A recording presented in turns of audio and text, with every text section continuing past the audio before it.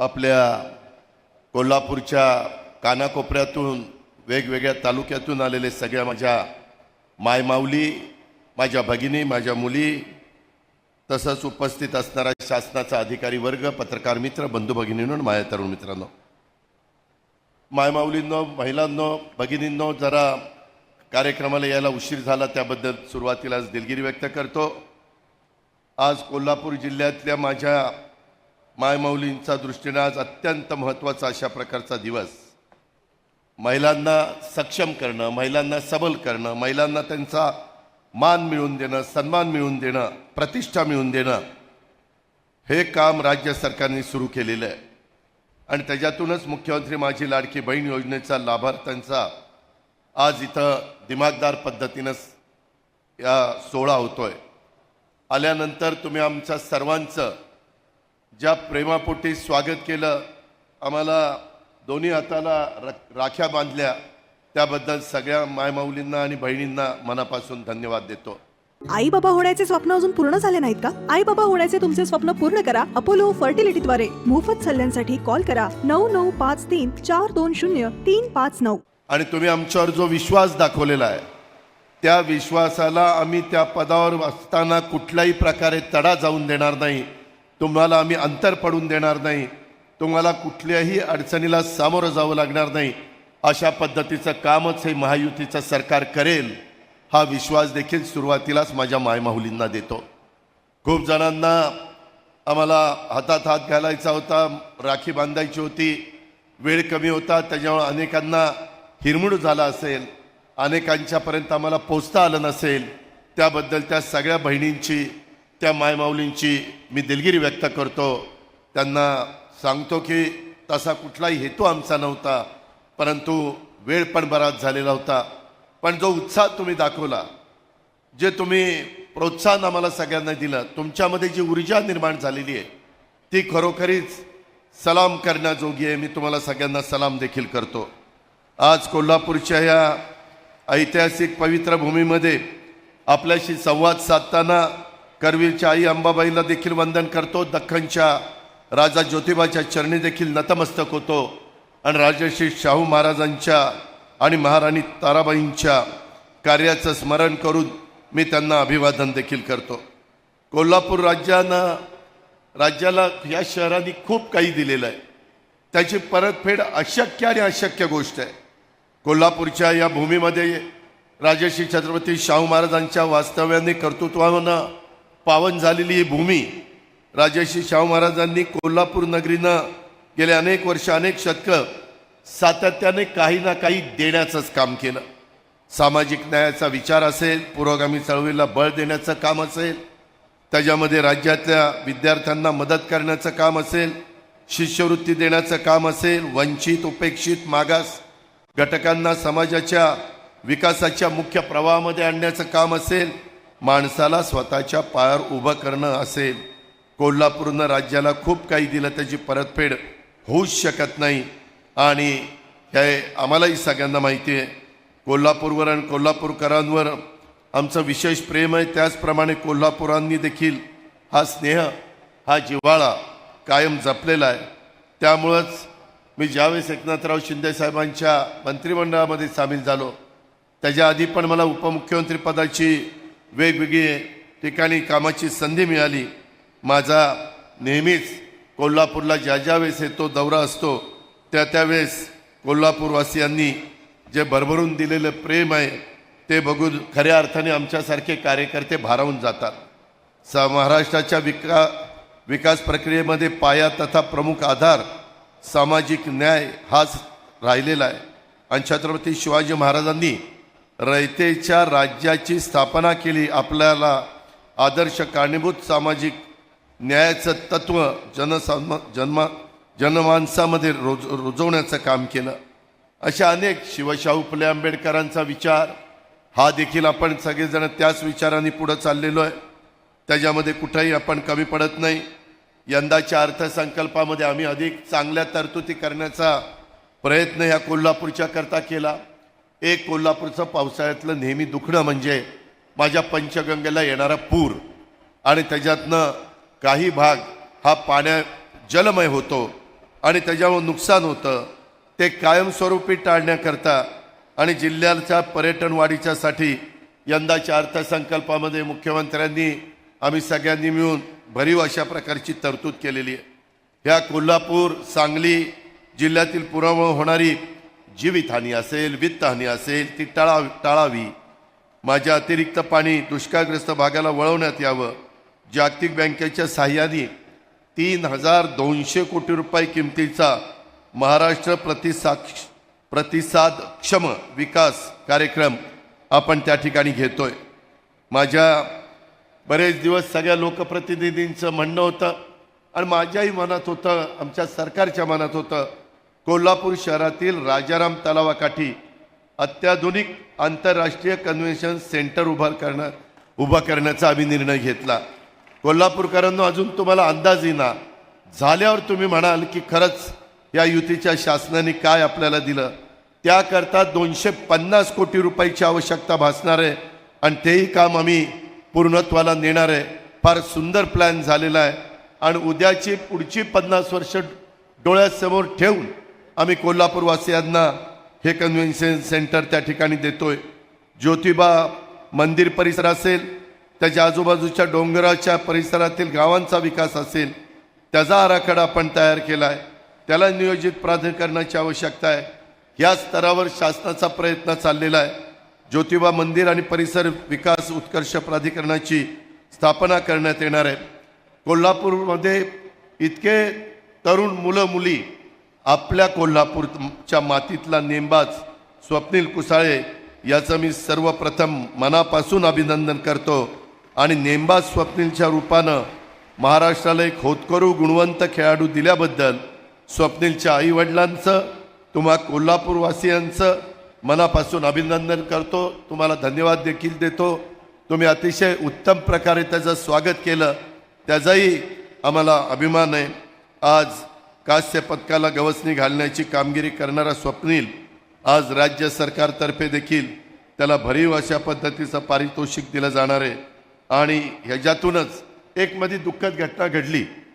संगीत सूर्य केशवराव भोसले नाट्यगृह हे दुर्दैवाने आगीच्या भस्मसात झालं. स्वतः मुख्यमंत्र्यांनी धावता दौरा केला, मी तिथं भेट दिली.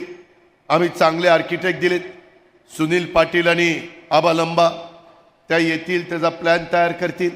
ज्याचा प्लॅन असेल, मी मुख्यमंत्री उपमुख्यमंत्र्यांच्या साक्षीनं सांगतो की हे कोल्हापूरवासियांचं वैभव आहे आणि हा एक सांस्कृतिक ठेवा कोल्हापूरचा नाही, महाराष्ट्राचा संपूर्ण हा सांस्कृतिक ठेवा नष्ट झालेला आहे. आणि त्याच्यामुळं ह्या अनेक कलाकारांचं, राज्यभर कलाक्षेत्रामध्ये काम करणाऱ्यांचं या नाट्यगृहाशी एक वेगळं नातं आहे. माझ्यासारख्या राजकीय सामाजिक क्षेत्रात काम करणाऱ्या कार्यकर्त्याला सुद्धा या वास्तूबद्दल विशेष जिव्हाळा आहे.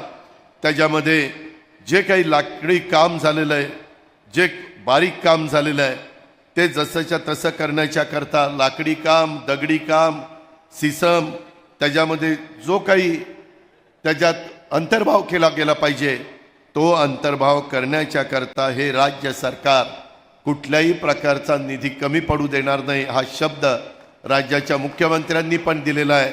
मी देखील अर्थमंत्री म्हणून देतो. मात्र हे काम लवकर झालं पाहिजे अशी आपल्या सगळ्यांचीच इच्छा आहे. कोल्हापूर जिल्हा नैसर्गिक, आध्यात्मिक, औद्योगिक, शैक्षणिक, सांस्कृतिकदृष्ट्या संपन्न समृद्ध जिल्हा आहे आणि कोल्हापूरची क्रीडा संस्कृती ही देशभर परिचित आहे. आपल्या सर्वांच्या सहकार्याने कोल्हापूरच्या सर्वांगीण विकासाच्या करता शासन कटिबद्ध आहे. खूप मोठी यादी आहे. तुम्हाला मेडिकल कॉलेज दिलं आहे आता नवीन, तुम्हाला आयुर्वेदिक कॉलेज दिलं आहे. अनेक गोष्टी राज्य सरकारने ह्या कोल्हापूरवासियांच्या करता केलेल्या आहेत. श्री करवीर निवासी अंबाबाई देवस्थानचा देखील सर्व सोयीयुक्त 1400 कोटी रुपयाचा विकास आराखडा पण मंजूर केलेला आहे. अशा पद्धतीनं कोट्यवधी रुपयाची कामं आपण कोल्हापूरवासियांच्या करतो आणि ते आमचं कर्तव्य आहे, ते आमचं काम आहे. हे काम करणारं सरकार आहे, हे विकास करणारं सरकार आहे, हे वेळ काढूपणा करणारं सरकार नाही. आज मात्र या एवढ्या प्रचंड महिला इथं जमलेल्या आहेत, मायमाऊली जमलेल्या आहेत. आज जी काही योजना तुम्हाला दिलेली आहे, तुमच्या अकाउंटला पैसे पण यायला सुरुवात झालेली आहे. आज किती जणांच्या अकाउंटला पैसे आले त्यांनी हातवर करा महिलांनो. तेव्हा का प्रचंड मोठ्या संख्येने माझ्या मायमाऊलींना, माझ्या महाराष्ट्रातल्या राहिलेल्या महिलांना मला सांगायचंय, राहिलेल्यांचं पण काम चाललेलं आहे आणि त्यांना देखील मुख्यमंत्र्यांनी आम्ही सगळ्यांनी निर्णय घेतला, जरी ऑगस्टमध्ये त्यांचे फॉर्म ग्राह्य धरले गेले तरी जुलैपासून त्यांना त्यांचे 1500 रुपये दिले जातील. त्याच्यामध्ये 1 रुपया कमी केला जाणार नाही, ही पण खात्री मी माझ्या मायमाऊलींना देतो. मायमाऊलींनो, हे देताना आम्हालाही कळतंय, परवा रक्षाबंधन झालंय, एक भाऊबीजेच्या निमित्तानं ही ओवाळणी आहे. त्याच्यामध्ये कुणी काहीतरी हौशे गवशे नवशे काही बोलतात की हे पैसे परत काढून घेतील. काही जण सांगतात, अरे जावा बँकेमध्ये अकाउंटचे पैसे काढून घ्या, नाहीतर तुमचे पैसे जातील. सगळे एकदम थाप आहेत. तुम्हाला दिलेला पैसा, एक नया पैसा कोण मायचा लाल काढून घेणार नाही, हा शब्द मी आज तुम्हाला सगळ्यांना देतो. पण गैरसमज कसा निर्माण करतात, कारण नसताना सरकारच्या बद्दल एक अविश्वास निर्माण करण्याचं काम करायचं. ह्याला बळी पडू नका. हे पुढेही आपल्याला सातत्याने टिकवायचं.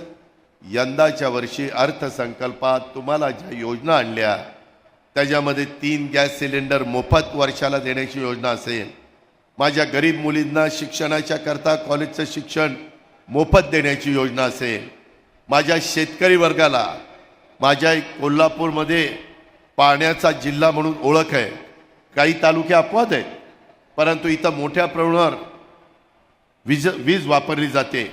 सरकारने माझ्या महाराष्ट्रातल्या शेतकऱ्यांच्या करता 3 हॉर्सपॉवर, 5 हॉर्सपॉवर, 7.5 हॉर्सपॉवर, इथून पुढचं तुमचं येणारं वीज बिल येणारच नाही.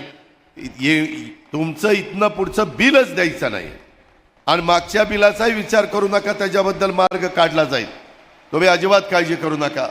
मी ऊर्जा मंत्री होतो 10 वर्ष, आता देवेंद्रजी आहेत.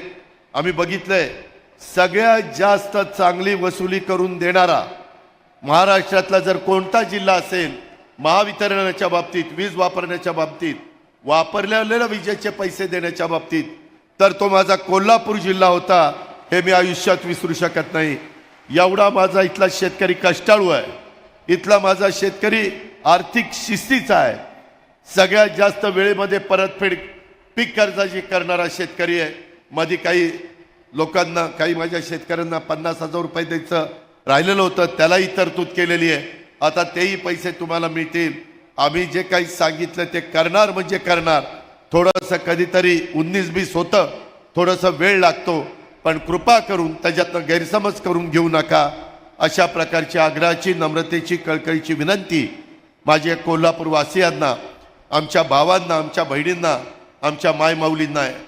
त्याच्यामध्ये तरुण मुलामुलींच्या करता पण प्रशिक्षणार्थी योजना आणलेली आहे, खूप कार्यक्रम आणलेले आहेत आणि ते तुमच्या करतायत, शेवटच्या माणसा करतायत, ते गरिबांकरतायत. आज कोल्हापूरवासियांनो, आपल्याला एकता, समता ह्या सगळ्या गोष्टी शाहू महाराजांनी शिकवल्यात. ह्या सरकारने ह्या योजना राबवत असताना गरीब एवढाच केंद्रबिंदू ठेवला आणि त्या गरिबामध्ये सगळ्या जाती धर्माच्या महिलांना, पुरुषांना, मायमाऊलींना सगळ्यांना घेतलेला, भेदभाव केलेला नाही. सर्व जाती धर्माच्या करता असा कुठली महिला म्हणू शकत नाही मी गरीब आहे, मी महाराष्ट्राची आहे, पण मला या योजनेचा फायदा होत नाही. माझा शेतकरी म्हणू शकत नाही मी गरीब आहे, मी 3, 5 आणि 7.5 हॉर्सपॉवरची मोटर चालवतो, परंतु मला वीज बिल माफ झालेलं नाही. असा एक देखील व्यक्ती महाराष्ट्रामध्ये निघू शकत नाही. इतका क्रांतिकारी निर्णय या महायुतीच्या सरकारने, मुख्यमंत्र्यांनी, आम्ही सगळ्यांनी मिळून घेतलेला आहे. ह्याची पण आपण ओळख त्या ठिकाणी ठेवा. मला एका गोष्टीचं, बाकीच्या गोष्टी आमचे मुख्यमंत्री, उपमुख्यमंत्री सांगतील, इतर पण वेगवेगळी कामं आहेत. पण मला एक सांगायचं आहे की आत्ता समाजामध्ये काही वेगळ्या घटना घडत आहेत. कुणी राज्य चालवत असताना कुणालाच वाटणार नाही की आपल्या कारकिर्दीमध्ये कायदा सुव्यवस्था कुठेतरी अडचणीत यावी. कायदा सुव्यवस्था चांगली राहण्याच्या करता पडेल ती किंमत मोजावी लागली तरी आम्ही त्यांना प्राधान्य देतोय. आज सातत्याने पोलीस भरती करतोय. आमच्या पोलीस खात्याला इन्फ्रास्ट्रक्चर देतोय, पण काही नराधम, काही अतिशय वळून टाकलेले नालायक हे मात्र कुठंतरी काहीतरी चुकीचं करतात. ते नाही केलं पाहिजे. आणि ती चुकीची घटना घडल्यानंतर माझ्या नागरिकांच्यामध्ये, आमच्या लोकांच्यामध्ये उद्रेक होतो आणि तो उद्रेक रस्त्यावर येतो. मी आपल्याला सगळ्यांना सांगेन की असं ही वेळच उद्रेकाची आमच्या लोकांच्यावर येता कामा नये, याबद्दल सतत डोळ्यात तेल घालून आम्ही सगळेजण बघत असतो. परंतु कुठंतरी काहीतरी घडतं आणि त्याच्यातनं सरकारची बदनामी करण्याचा प्रयत्न केला जातो.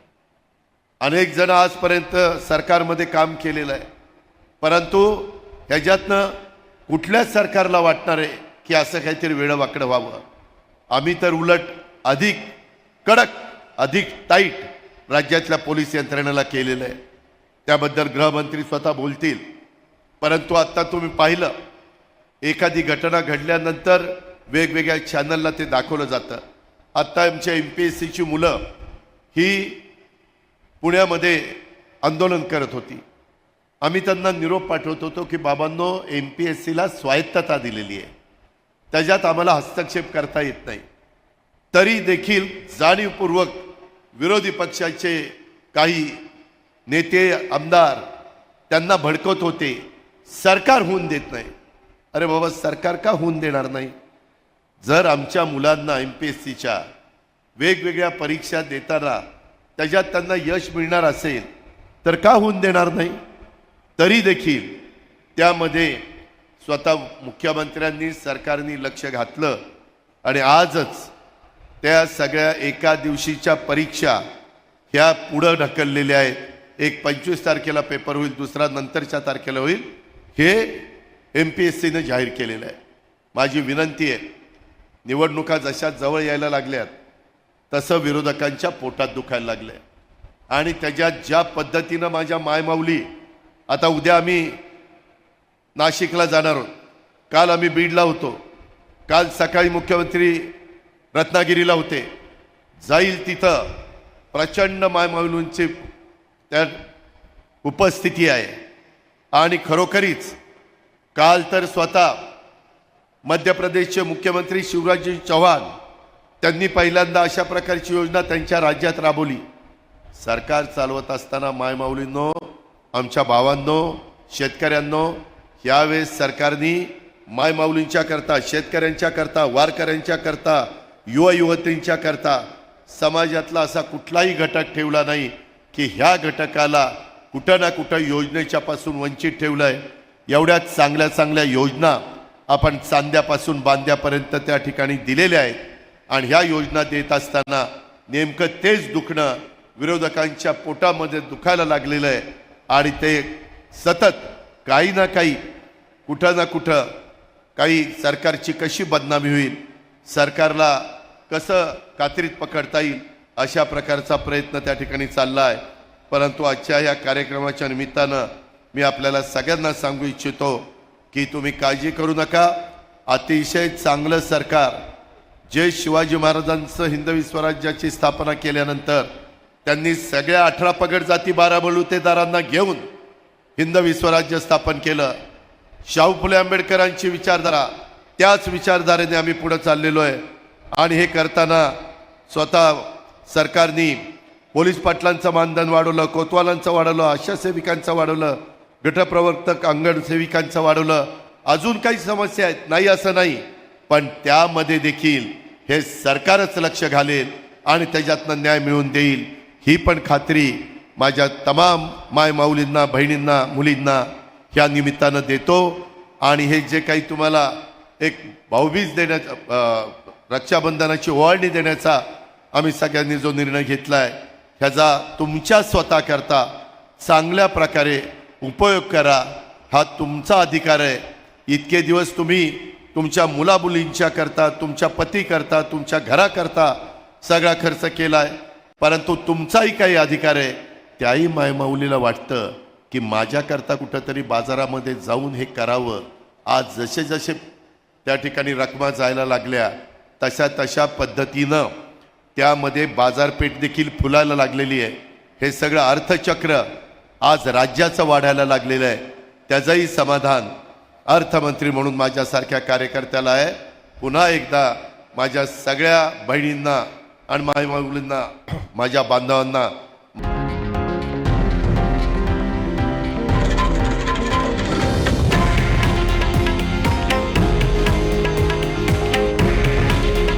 हे आहे देशातील नंबर 1 न्यूज नेटवर्क आणि आपण पाहत आहात TV9 मराठी. काळजी तुमची, हित महाराष्ट्राचं.